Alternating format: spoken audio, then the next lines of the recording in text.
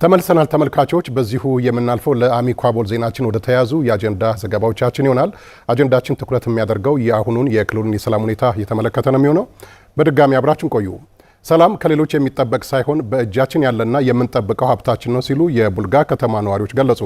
የሰሜን ሸዋ ዞን ሰላምና ጸጥታ መምሪያ በበኩሉ የህብረተሰቡን የጸጥታ መዋቅሩ ቅንጅት መስራት በዞኑ ሰላም ግንባታ ላይ በጎ ተጽዕኖ መፍጠሩን አስታውቋል። ስንታየው ኃይሉ ተጨማሪ አላት። ልዩነቶቻችንን በውይይት በመፍታት እኩልነትና መከባበር ላይ የተመሰረተ ሰላምን ማጽናት የሁላችንም ታሪካዊ ኃላፊነት በመሆኑ ሰላምን ከሌሎች የምንጠብቀው ሳይሆን በእጃችን ያለ የምንጠብቀው ሀብታችን ነው ይላሉ የቡልጋ ከተማ አስተዳደር ነዋሪዎች። ከሀገሪቷ የሰላም አምባሳደር ነች ቢባል ምንም ማጋነን አይደለም። የብሔር ብሔረሰቦች ክምችትም ነች። የምንሰራ ትንሿ ኢትዮጵያ ትባላለች። ሰላም ላይ ደግሞ ስትመጪ ሰላም 24 ሰዓት ሙሉ ሰላም ነን። ምንም ነገር የለብንም። እኛ ከጸጥታ መዋቅሩ ጋር በጋራ በመሆን ወንጀልን የመከላከል ስራ፣ ሌባን የመከላከል ስራ ይሰራል። የኢንዱስትሪ መንደርም ከመሆኑ አንፃር ባለሀብቶችም ደግሞ ይህንኑ ሰላም መኖሩን አረጋግጠው ወደ ቡልጋ ከተማ እየተመሙ ነው ያሉ። የቀደመ ታሪክን በመጠበቅ ማነህ ከየትነ ከሚል አስተሳሰብ በመጽዳት የሰላምን አየር እየተነፈሱ መሆናቸውን ነው ነዋሪዎቹ የገለጹት። ሰላማችንን ደግሞ በጣም እንጠብቃለን። ታሪክ ከተፈለገ ወደኋላ መለስ ብሎ ማግኘት ከፈለገ ማንኛውም ኢትዮጵያዊ እዚህ ቡልጋ ላይ መጥተው ማየት ይችላሉ። ሁሉም አንድ ነው። ሰው በኢትዮጵያነቱ ብቻ ነው እንጂ ከመጣህ ምናምን እንደዚህ አይነት ነገር የለም። ስለ ሰላም አስፈላጊነት ምን ጊዜም ቢሆን የግንዛቤ ማስጨበጫ ትምህርት የሚሰጥበት ሂደት አለ። ስለዚህ ሁሉም ማህበረሰብ ሰላም ምን ያህል ዋጋ እንዳለው ጥቅም እንዳለው ስለሚያውቅ ተጠቃሚም ስለሆነ ከዛ አሁን እኛ ጋር ፍጹም አንጻራዊ ሲባል እኔ እንዳውም እበሳጫለሁ። ምክንያቱም እኛ ከተማ ውስጥ ፍጹም ሰላም ነው ያለው። ከጸጥታ መዋቅር ጋር በጋራ በመሆን ማህበረሰቡን የሰላም ባለቤት በማድረግ ስራዎች እየተሰሩ መሆናቸውን ያነሱት ደግሞ የቡልጋ ከተማ አስተዳደር ሰላምና ጸጥታ ጽሕፈት ቤት ኃላፊ ተገኔ ደበበ ናቸው። ማህበረሰቡም የጸጥታውን ስራ ጎን ለጎን የብሎክ አደረጃጀት 3 ቀበሌ ነው ያለን እንደ ከተማ። በ3 ቀበሌ የብሎክ አደረጃጀቶች አሉን። የግጭት መፍቻ ማዕከላት አሉን። በእነዚህ የግጭት መፍቻ ማዕከላት ማህበረሰቡ የመረጣቸው እየሰለጠኑ የተውጣጡ ከህብረተሰቡ ውስጥ ምሽት ላይ በሮንድ እንቅስቃሴዎች ይንቀሳቀሳሉ፣ ይወጣሉ። ከጸጥታ መዋቅሩ ጋር ጎን ለጎን በመሆን የጸጥታውን ሁኔታ የሚቆጣጠሩበት የሚጠብቁበት፣ አዳዲስ ነገሮች ካሉ ችግሮች የሚፈጠሩ ከሆነ ለፖሊስ ጥቆማ የሚሰጡበት ሁኔታዎችም አሉ ማለት ነው። ሰላምን ለማስፈን የሁሉም ድርሻ ያስፈልጋልና የጸጥታ አካልን ከማህበረሰቡ ጋር ያቀናጁ ስራዎች እየተሰሩ መሆናቸውን የሰሜን ሸዋ ዞን ሰላምና ጸጥታ መምሪያ ምክትል ኃላፊ አቶ አባይድሌ ተናግረዋል። ማህበረሰቡን በብሎክ አደረጃጀት በዛ ይሳተፋል። ማህበረሰባችን በሰፊው ሰላም ጉዳይ ላይ እየሰራ ነው፣ እየተሳተፈ ነው። ይህ ብቻ ሳይሆን የጸጥታ መዋቅራችንን ከወትሮው በተለየ የማህበረሰቡን ባለቤት አድርጎ አብሮ ከህዝቡ ጋር ይሳተፋል። ዞናችን አሁን አንጻራዊ በሚባል ደረጃ ሰላም ነው። ሰላምን የሚያስተባጉሉ ጉዳዮች እንዳይፈጸሙ የተለያዩ አደረጃጀቶችን በመዘርጋት ስራዎች እየተሰሩ መሆናቸውን ነው ምክትል ኃላፊው የተናገሩት። በጠንካራ የህዝብ ግንኙነት ስራ ግንባታ ይሰራል። ህዝቡ ላይ ህዝቡ የድርሻውን ከተወጣ የሰላም ባለቤትነቱን ከተወጣ እኛ ደግሞ ካገዝ ነው ከተጋገዝን በቅንጅት ከሰራን አንጻራዊ ሰላም ይመጣል። እሱን አንጻራዊ ሰላም ወደ ዘላቂ ሰላም ለማድረግ የሁሉንም ማህበረሰብ ድጋፍ፣ እገዛ፣ ቅንጅት ስለሚጠይቅ በዛ መንገድ አብረን እየሰራን ነው። በአካባቢያቸው የታየው የጸጥታ ሁኔታ መሻሻል በዕለት ተዕለት እንቅስቃሴያቸው ትልቅ እፎይታ መስጠቱን የጠገዴ ወረዳ ነዋሪዎች ገለጹ። የወረዳው አስተዳደር በበኩሉ ዘላቂ ሰላምን ለማረጋገጥ የተቀናጀ ስራ እየተሰራ እንደሚገኝ አስታውቀዋል። እያያው ተስፋውን በጠገዴ ወረዳ ቀደም ሲል የነበረው የጸጥታ ችግር በነዋሪዎች ዕለት ከዕለት እንቅስቃሴና ስራ ላይ ተጽዕኖ አሳድሮ የቆየ ቢሆንም በአሁኑ ወቅት በአካባቢው ተስፋ ሰጪ ሰላም እየታየ መሆኑን የአካባቢው ነዋሪዎች ይናገራሉ። የሰላሙ ሁኔታ አሁን ያለው ደህና ነው። የተሻለ አሁን አለ ጅማሬው። በዚያ ላይ ዘላቂ የሚዘልቅ ነገር ከሆነ ዘራፊዎች አሉ። በእርግጥ ግን አሁን ባለው ወቅቶች ደግሞ ያው ደህና ነው። እየታየ ያለው የሰላም ሁኔታ ዘላቂ ሆኖ እንዲቀጥልና አካባቢው ሙሉ በሙሉ ወደ መደበኛ እንቅስቃሴው እንዲመለስ በሚደረገው ጥረት ነዋሪዎቹ የድርሻቸውን እየተወጡ ነው። የሚያግቱ የሚዘርፉ በኋላ በቃ እርስ በራሳችን መደራጀትና አካባቢያችን ሰላም ማውጣት አለብን በሚል ተደራጅተን አካባቢያችን ጠብቅ። እንደዚህ አይነት የሚዘርፉንና የሚያዋርዱን አካላት አያስፈልጉንም። ግለሰቡም እንደዚህ በብሎክ ተደራጅቶ አካባቢውን ራሱን እየጠበቀ ይገኛል። የህዝብ ፍላጎት የህግ የበላይነት ተከብሮለት ማንኛውም በሚነግድበትም ሆነ በሚሰራበት አካባቢ እንቅፋት ሳይፈጠርበት ልማቱን በሰላም አለምቶ መኖር ነው የሚፈልግ። ጠገዴ ወረዳ አስተዳዳሪ አቶ ጋሻው አለባቸው በክልሉ የገጠመው የሰላም እጦት በወረዳው ልማትና ሰላም ላይ ተጽዕኖ አሳድሮ መቆየቱን አንስተው በአካባቢው ዘላቂና አስተማማኝ ሰላም ለማረጋገጥ ከህዝቡና ከጸጥታ መዋቅሩ ጋር በቅንጅት እየተሰራ መሆኑን ተናግረዋል። የጸጥታ ችግሩ የኛ ወረዳ የኢንቨስትመንት አካባቢ ነው።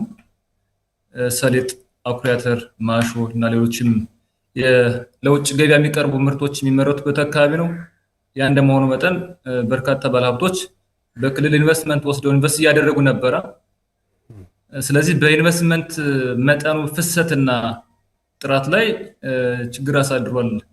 ምክንያቱም አካባቢው ሰላም ካልሆነ ትላልቅ ባለሀብቶች መጥተው ኢንቨስት ማድረግ አይችሉም። አሁን በጥሩ ሁኔታ እየተሻሻለ ነው ማለት ነው። አካባቢው ባለሀብቶች ወደ ነበሩበት መመለስ ጀምረዋል። መንገዶች አሁን ከባለፈው በተሻለ ክፍት እየሆኑ ነው። ትራንስፖርት ክፍት ነው። ስለዚህ በአንድም በሌላ መልክ ወደ ነበረበት እየተመለሰ ማህበረሰቡ ደግሞ የሰላሙ ባለቤት ራሱ መሆኑን አምኖ ለመንግስት ተባባሪ መሆን ጀምሯል። ጸጥታ መዋቅራችን ወደ ተሻለ ቁመና እየመጣ ነው። በወረዳው ዘላቂ ሰላም ለማረጋገጥ ከህብረተሰቡ፣ ከሃይማኖት አባቶች፣ ከሀገር ሽማግሌዎችና ከጸጥታ አካላት ጋር በመቀናጀት የተሰራው የጸጥታ ስራ ውጤት እያስመዘገበ ነው ያሉት አስተዳዳሪው የጠገዴ ወረዳ ህዝብ ከቅድመ ታሪኩ ጀምሮ ሰላሙን በራሱ የማስጠበቅ ትልቅ ባህል ያለው መሆኑን አንስተዋል። አሁንም የሰላም ዋና ባለቤት እንዲሆን በማሳሰብ ሰላም ከህብረተሰቡ ሲመነጭ ነው ዘላቂ ሊሆን የሚችለው። ይህንም እንደ መንግስት እናምናለን። ያን በመሆኑ ምክንያት የማህበረሰብ ክፍሉን በተለያዩ ቀበሌዎች እየተንቀሳቀስን በከተማዎች እየተንቀሳቀስን በየጊዜው እያገኘን ነው፣ እያወያየን ነው። ያን በመሆኑ ምክንያት ማህበረሰቡ የተለየ ነገር ሳይ የጸጥታ ስጋት የሚሆን ነገሮችን ሳይ መጠቆም ጀምሯል። መጠቆም ብቻ አይደለም፣ ራሱ ይዞ ለመንግስት ማስረከብ ጀምሯል። እያወያየን ነው። አሁንም ቢሆን በህዝባችን እንኮራለን፣ ምንም ጥርጥር የለውም። ማህበረሰባችን በንቃት እየጠበቀ ነው። ጠገዴ ወረዳ በማዕከላዊ ጎንደር ዞን የሚገኝ ሲሆን በእርሻ ኢንቨስትመንቱ ይታወቃል። በአካባቢው የተጀመረው የሰላም ሁኔታ አስተማማኝ ደረጃ ላይ እንዲደርስና የአካባቢው ህዝብ የልማቱ ተጠቃሚ እንዲሆን የታየውን የሰላም መሻሻል ለማጽናት የወረዳውን አስተዳደርና የነዋሪዎችን ጥረት እንደሚጠይቅ ተመላክቷል። ሰላምን በዘላቂነት ለማረጋገጥ የሐሰት ፕሮፓጋንዳዎችን በማክሸፍ በትኩረት እየተሰራ መሆኑን የምዕራብ ጎጃም ዞን አስተዳደር አስታውቀዋል። በአካባቢው በተገኘው ሰላም የንግድና ሌሎች እንቅስቃሴዎች ከፍተኛ መነቃቃት እየታየ መሆኑን የከተማው ነዋሪዎች አስታውቀዋል። ንጉስ እንታየው ተጨማሪ አለው። የዞኑ የሰላም እጦት ከጊዜ ወደ ጊዜ በእጅጉ እየተሻሻለ መምጣቱን የምዕራብ ጎጃም ዞን አስተዳደር ገልጿል። በአካባቢው በተገኘው ሰላም የንግድና ሌሎች እንቅስቃሴዎች ከሌሎች ጊዜያት በተለየ ከፍተኛ መነቃቃት እያሳየ ስለመሆኑ አስተያየታቸውን ለአሚኮ የሰጡ የፍኖተ ሰላም ከተማ ነዋሪዎች አንስተዋል። ከመጠፋፋት እሳቤ በመውጣት አሁንም የሰላምን መንገድ መከተል ሁሉንም ውጤታማ እንደሚያደርግ ነው ነዋሪዎቹ ሀሳባቸውን ያካፈሉን። አመራሩ ጋር በመሆን አሁን የተነሳሽነቱ በጣም ከወደፊት ከነበረው አሁን ለውጥ አለው። በብዛት አሁን ለውጥ አለው። በቃ በጣም ህዝቡና አመራሩ በመገናኘት እየተወያየ ወደ ሰላም መንገድ እየመጣ እንዲሁም የተሻለ አሁን በቃ ፍኖተ ሰላም አሁን የድሮም የበለጠ እንደገና ሞቅ እና ደመቅ ብሎ ለመታየት እየተንቀሳቀሰ ያለበት ነው። ምንም አይነት ለማይፈይድ ነገር ብዙ ወንድሞቻችን አጣናል፣ ከውስጥም ከውጭ። እነዚህን ሰዎች ላለማጣትና ኪሳራውን ለመቀነስ መንግስት ላይ ልማት አለ፣ መንግስት ላይ ሰላም አለ፣ መንግስት ላይ ትምህርት አለ። አሁን ከነዚህ ነገሮች ወጣን ነው የቆየ ነው። በዚህ አግባብ ሰው መቀጠል ስለማይፈልግ ከጊዜ ወደ ጊዜ ነፃ ነው ማለት ከዚህ አግባብ ነው። ባለፉት የግጭት ዓመታት ከተማው ከፍተኛ የሆነ የሰብአዊና ቁሳዊ ውድመት ማስተናገዱን ያስታወሱት የፍኖተ ሰላም ከተማ አስተዳደር ሰላምና ጸጥታ ጽሕፈት ቤት ኃላፊ አዱኛ መስፍን የጸጥታ መዋቅሩ ከህብረተሰቡ ጋር ባከናወነው የተቀናጀ ስራ የአካባቢው ሰላም ወደ ነበረበት መመለሱን ያስረዱት የጸጥታው ባለቤት ሁነህ አድርገህ እስካልሰራህ ድረስ ጸጥታ በጸጥታ ሰው ብቻ ሰርተህ ውጤት ማምጣት አትችልም። ግጭትም ላይ ሆነን እኛ በዚህ ከተማ ላይ በርካታ ልማቶችን እየሰራን ያለ ነው። ከተማ አስተዳደሩ ማለት ነው።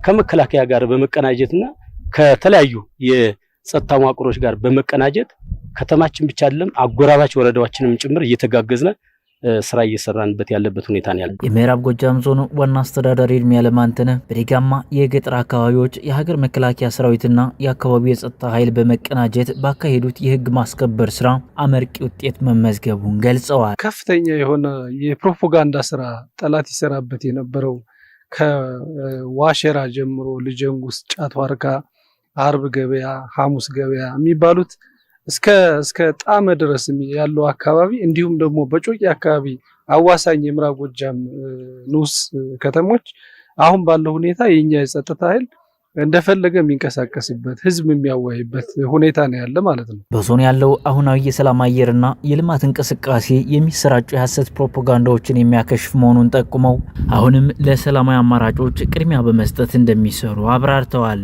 ምዕራብ ጎጃም የትኛውም ቦታ ላይ ካለ አካባቢ የተለየ ችግር ያለበት አይደለም። እንደውም በአንዳንድ ስራዎቻችንና አካባቢዎች ላይ የተሻለ የሰላም መንፈስና የተሻለ የህብረተሰብ እንቅስቃሴና ተሳትፎ ያለበት አካባቢ ነው ብሎ መውሰድ ይቻላል። እና ልጆች እንዳይመሩ በማድረግ እናት ገጠር እንድትወልድ በማድረግ አጠቃላይ የህብረተሰቡ ማህበራዊ መስተጋብር እንዲፋለስ በማድረግ የሚገኝ ጥቅም ስለሌለ ሰላማዊ በሆነ መንገድ ችግሩን እንፍታ ብለን ሁልጊዜም እንናገራለን። በተለይ ፖለቲካዊ ጥያቄዎችን በጠመንጃ አፈሙዝ ለማስመለስ የሚደረገው ጥረት ጊዜ ያለፈበት መሆኑን ጠቅሰው ለሰላማዊ አማራጭ ቅድሚያ በመስጠት በትብብር መስራት ያስፈልጋል ብለዋል። እዚሁ አጀንዳ ላይ ቆይታ እናደርጋለን ተመልካቾች። የሰላም እጦት በሁሉም የማህበረሰብ ህይወት ላይ የሚያደርሰው ጫና ከፍተኛ ቢሆንም ለሀገር ኢኮኖሚ እድገት መሰረት በሆኑ የኢኮኖሚ መስኮች ላይ የሚያደርሰው ጫና ደግሞ ዜጎችን ለከፋ ድህነት እንደሚዳርግ ይታመናል። በአማራ ክልል ላለፉት ዓመታት የዘለቀው የሰላም እጦትም በህዝቡ የዕለት ተዕለት የኢኮኖሚ እንቅስቃሴ ላይ ያደረሰው ጫና ከፍተኛ መሆኑ ይነሳል። በዚህ ጉዳይ ላይ ቀደም ብዬ ያስተዋወቅኩት ዘጋቢያችን ዘላለም አስፋው እዚህ ስቱዲዮ በመገኘት መረጃ የሚያጋራ ነው የሚሆነው። ዘላለም ሰላም ብያለው። በተጨማሪ ማለት ነው እንግዲህ እንደምታውቀው በተለይ በክልሉ የተከሰተው የሰላም እጦት ዋና የኢኮኖሚ ሴክተር በምንላቸው በግብርና ላይ፣ በቱሪዝም ላይ፣ በማዕድን ሀብት ላይ ያሳደረው ጫና ከፍተኛ ነውና በዚህ ዙሪያ ያዘጋጀውን መረጃ እንግዲህ ካንተ ለመከታተል ተዘጋጅተናል ማለት ነው። አመሰግናለሁ። እንግዲህ የሰላም እጦትን ስናነሳ እንግዲህ በየትኛውም ማህበረሰብ የትኛውንም ማይነካው ህይወት የለም። ለዛሬ ግን መረጃ ልናጋራ ይወድድ ነው። በተለይም በኢኮኖሚ መስኩ ላይ ዋና የኢኮኖሚ መስኮች የሚባሉትን ወስደን ነው። በተለይም ግብርና እንመለከታለን ቀዳሚው ማለት ነው። እንግዲህ የግብርና ልማት ሁለቱ የተሳሰሩ ናቸው። ልማትም ለአንድ ሀገር እድገት የጀርባ አጥንት ነው ግብርናው። ሰላምም ሲኖር አንድ ሀገር የምታድገው ወደፊት የምትሄደው ሰላም መረጋገጥ ሲችል ነውና ሁሉም ነገር ሁለቱም ነገሮች የተሳሰሩ ናቸው። የግብርና ልማትን ስናስበው ደግሞ እንግዲህ ሁለቱ በቀጣይ የተሳሰሩ ናቸው። ሁለቱም የእድገት መሰረቶች ናቸው። እንግዲህ በተለይም ግብርናውን ስናነሳ የሰላም ፋይዳ ስንመለከት ማለት ነው ሰላም ሲኖር አርሶ አደሩ ምርቱን በቀላሉ ማምረት ይችላል። አርብቶ አደሩም በተመሳሳይ ማርባት ይችላል ማለት ነው። ዘርቶ መሰብሰብ ይችላል፣ በወቅቱ መሰብሰብ ይችላል፣ በጋራ ማምረት ይችላል። የግብርና ምርት ግብዓቶችን ደግሞ በቀላሉ ወደ አርሶ አደሩ ተደራሽ ለማድረግም ሰላም ሲኖር ትልቅ መሰረት ነው ማለት ነው። እንግዲህ አሁን ላይ በክልላችን በተለያዩ አካባቢዎች እንደምናስታውሰው ለአርሶ አደሩ ግብዓት ታጅቦ ሲሄድ እናያለንና ይህ ደግሞ በቀላሉ ግብዓትን ቴክኖሎጂን ለአርሶ አደሩ ተደራሽ ለማድረግ ሌላ ፈተና ሆኖ ተመልክተነዋልና እንግዲህ በተለይም በአጠቃላይ እንግዲህ ለግብርናው እድገት ግብርናው ይደግ ከተባለ አገር ኢኮኖሚ ይደግ ከተባለ ሰላም ማረጋገጥ ያስፈልጋል ማለት ነው። ሁለቱ የተሳሰሩ ናቸው። በአማራ ክልል በየጊዜው ምርትና ምርታማነት እያደገ መምጣቱን እናስታውሳለን። የጸጥታ ችግሩ ግን አሁንም አርሶ አደሩ ምርት ስራውን ተረጋግቶ ስራዎችን እንዳይሰራ ሌላ ፈተና እንደሆነበት ነው መገንዘብ የሚቻለው ማለት ነው። ወደ ሌላኛው ዘርፍ ስናልፍ ደግሞ እንግዲህ ሌላው ለአንድ ሀገር ኢኮኖሚ እድገት የቱሪዝሙ ዘርፉ አንዱ ነው። የአማራ ክልል ደግሞ እንደመታደል ሆኖ በርካታ የዓለም ቅርሶች የታሪክ ማዕከል በርካታ የቱሪዝም መዳረሻዎች ያሉበት አካባቢ መሆኑን ተከትሎ ሰላም ያስፈልገዋል። ተጓዦች ከሀገር ውስጥም ከውጭም የሚመጡ ጎብኚዎች ቅርሶችን ለመጎብኘት የመዳረሻዎችን ለመጎብኘት ታሪካዊ ስፍራዎችን ለመጎብኘት ሰላም ይፈልጋሉ፣ ዋስትናን ይፈልጋሉ። ስለዚህ ቱሪዝሙ አሁን ላይ በርካታ መዳረሻዎች እየተሰሩ ነው። ጎርጎራ ልናነሳ እንችላለን። ሌሎችም በርካታ መዳረሻዎች እየተሰሩ ይገኛሉ። ሌሎች ሀብቶችም አሉ። እነዚህን ለመጎብኘት ገቢም እንዲያመጡ ለማድረግ ሰላም ማረጋገጥ፣ ለጎብኚዎች ዋስትና ማረጋገጥ ደግሞ ትልቁ የቤት ስራ ተደርጎ ይወሰዳልና ሰላም ሲኖር የቱሪዝም ዘርፉም አብሮ እንደሚያድግ ከዚህ መገንዘብ እንችላለን ማለት ነው። ሌላኛው ለአንድ ሀገር እድገት እንግዲህ የማዕድን ሀብቱን የአማራ ክልል ያልተጠቀምነው እምቅ የተፈጥሮ ሀብት አለን፣ ግን ገና ያልተጠቀምነው በርካታ የማዕድን ሀብቶች አሉት በክልሉ በተለያዩ አካባቢዎች። ሰሜን ጎንደር ልንወስድ እንችላለን፣ ምስራቅ ጎጃም፣ በአጠቃላይ በክልሉ አካባቢዎች የድንጋይ ከሰል ልናነሳ እንችላለን። የብረት ማዕድናት፣ ኦፓል፣ ወርቅን ጨምሮ በርከት ያሉ የማዕድን ሀብቶች አሉ። እነዚህ ማዕድን ሀብቶች ለወጣቶች የስራ ዕድል ለመፍጠር፣ እነዚህ ማዕድን ሀብቶች ኢኮኖሚውን እንዲደግፉ ለማድረግ ደግሞ ሰላም ያስፈልጋል ማለት ነው። በርከት ያሉ ትልልቅ ቴክኖሎጂዎችን ይጠይቃሉ። ከውጭ ማዕድን ልማት ላይ የሚሰማሩ ባለሀብቶች ወደ ሀገር ውስጥ መምታት ይፈልጋሉ። ሲመጡ ቀድሚያ የሚሰጡት እዚህ አካባቢ ሰላም አለ ወይ፣ ተንቀሳቅሶ መስራት ይቻላል ወይ፣ እድሉ አለ ወይ የሚለውን ቅድሚያ ስለሚሰጡት ሰላም ያስፈልጋልና የቱሪዝም ሀብቱ የግብርናው እንዳነሳ ነው። ማዕድን ሀብቱም ከፍተኛ ደረጃ ሰላምን የሚፈልግ የኢንዱስትሪ ዘርፍ ነው። እንግዲህ በአማራ ክልል በሌሎችም በኢትዮጵያ አካባቢ ደግሞ የሰላም ጦቱ ይህን ዘርፍም እየፈተነው እንደሚገኝ መገንዘብ እንችላለን። እንግዲህ ከዚህ ላይ የምናነሳው በተለይም ሌሎች አካባቢዎችን እናንሳ። የአፍሪካ ሀገራትን ማዕድን ሀብት እያላቸው ግን በአግባቡ ማልማት ያልቻሉ ሀብት ኑሯቸው ህዝቦቻቸው የሚሰቃዩ በድህነት በጦርነት የሚሰቃዩ እንግዲህ ዲሞክራቲክ ኮንጎ ማንሳት እንችላለን። ሪፐብሊክ ኮንጎ እንግዲህ በማዕድን ሀብቷ በተለይም 70% የሚሆነውን የዓለም የኮባልት ምርት ትሸፍናለች። ሌሎች የመዳብ የወርቅ የአልማዝ ማዕድናት አሉ። ሱዳንን ልናነሳ እንችላለን።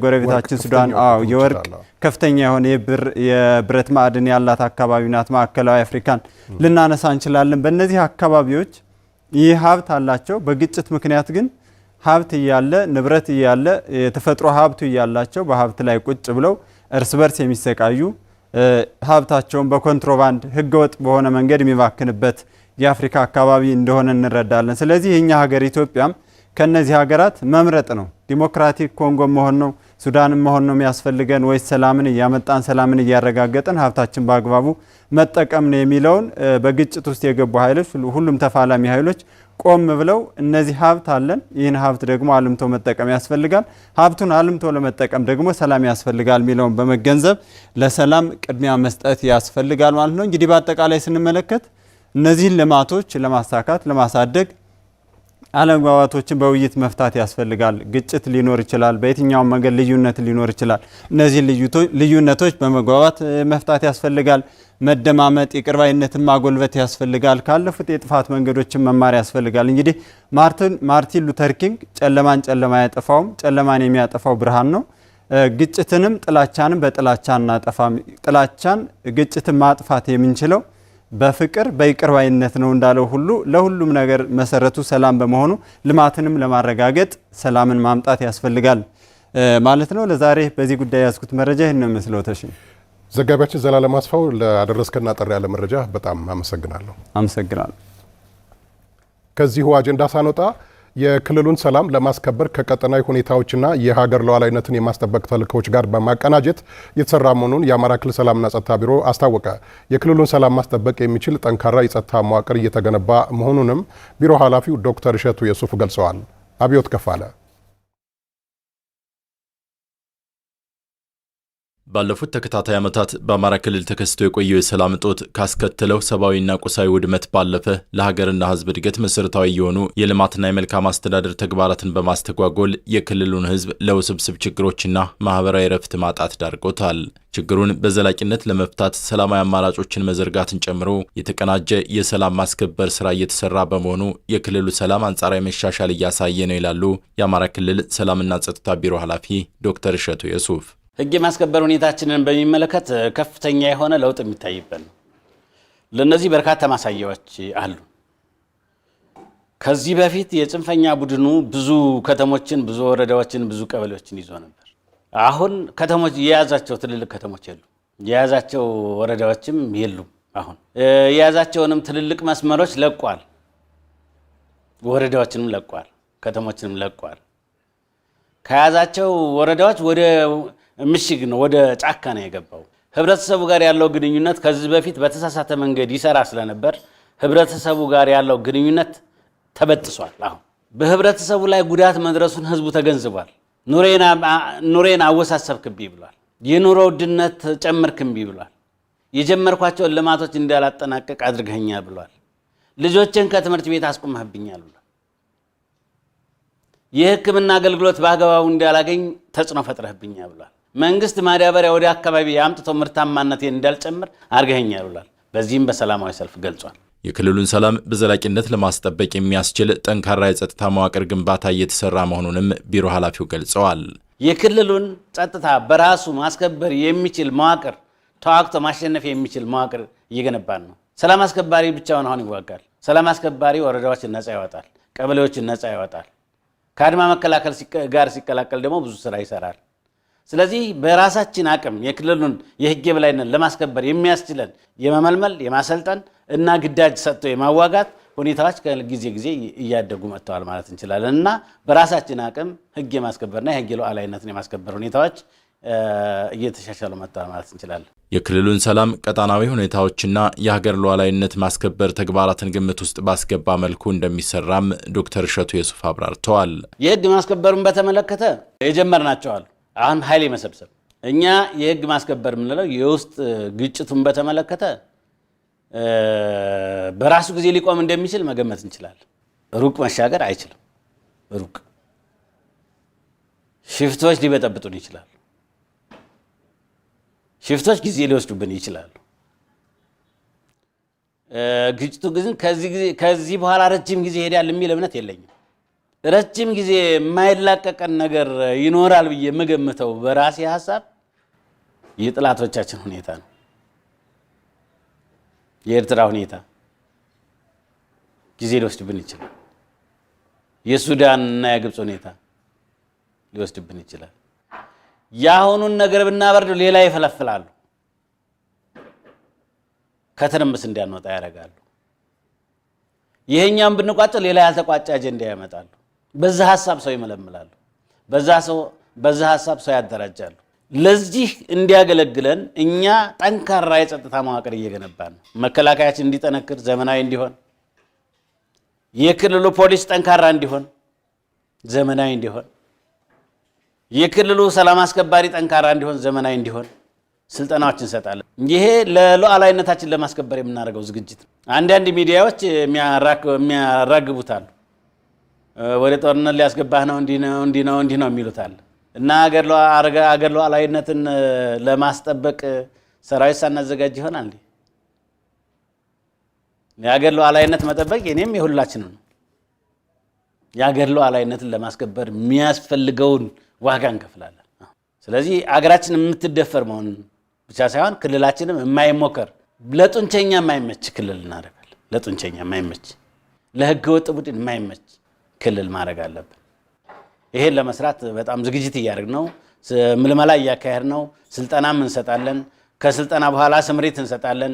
ስምሪቱን እንገመግማለን። አመራር እናደራጃለን። አመራር እናሰለጥናለን። አቅሙን እናሳድጋለን። ዘመናዊ እናደርጋለን። ግብአት እናሟላለን። እንሰራለን። የክልሉን ሰላም ለማረጋገጥ በሚደረገው ጥረት ሁሉም የበኩሉን የሰላም ማስፈን አስተዋጽኦ እንዲያበረክትም ቢሮ ኃላፊው ጥሪ አቅርበዋል።